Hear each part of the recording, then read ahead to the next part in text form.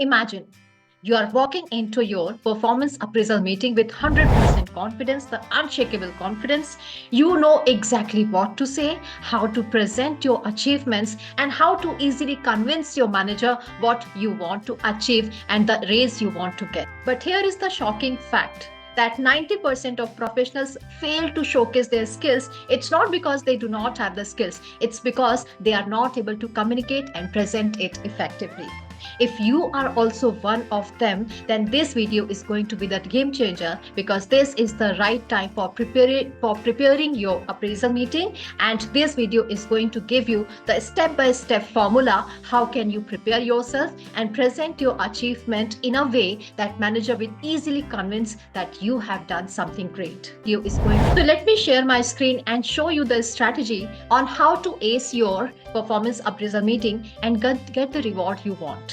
So I have divided this strategy into 3 steps, so which you need to adopt, which you need to follow before the meeting, during the meeting, and after the meeting. So the first step is preparation of your annual appraisal preparation is before the meeting. So the first one is self-assessment and documentation.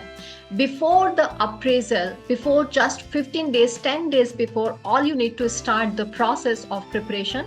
The first step is self-assessment and documentation. First of all, define the goals and KPIs for your self-assessment, based on which your evaluation will be done.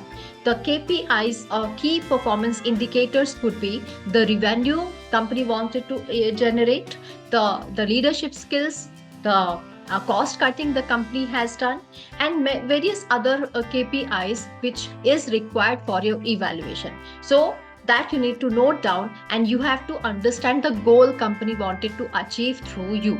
The second point is you have to note down the achievements you have done. Say for example, you have helped company to get 20% of the total revenue, or you have helped the company to reduce the cost by 10%. So these are the KPIs, and then you have to list down all the achievements you have helped company to achieve in this year. Finally, gather the feedback. You need to take the feedback from your colleagues and collect the evidence. You should gather the feedback from your clients, from your colleagues, from your manager, so that you have all evidence which is required to showcase in your evaluation. And also, if you have done certain additional responsibility, if you have taken certain additional responsibility, that also you need to note it down. Finally, identify the growth area. See, it is obvious that you might also have some gaps. It is good that you identify those gaps in advance, which might be highlighted by your manager. Okay, so before they highlight, you should know your gap, and you should tell them during the meeting that you are already working on those gaps. You should have proof also. For example, if they want you to work on certain skills or some technology, you should tell them that you are already pursuing some certification, and it should not lie. Now the next point we need to take care is during the meeting. So these are the 4 points we have to take care during the meeting. The first thing is you have to communicate your achievements confidently and with clarity. For that, you should have a proper documentation ready with you, which you can present during the meeting. It will show that you are fully ready and you have all the evidence also. Also, you have to align with the organizational goal.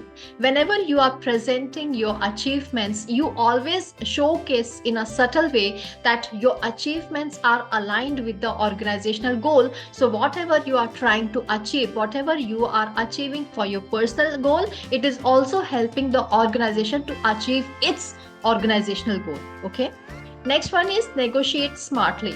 See, sometimes we have to deal with the negotiation in terms of your rating, in terms of maybe salary hike also.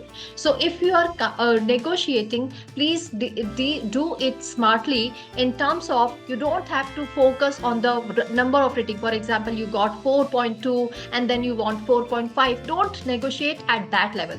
Showcase your achievements, showcase how value addition you have done, showcase what contribution you have done to the organization to achieve its goal, and then based on that, ask them that what is something which is missing, and ask them if you deserve that rating or not. Now, stay open for the feedback.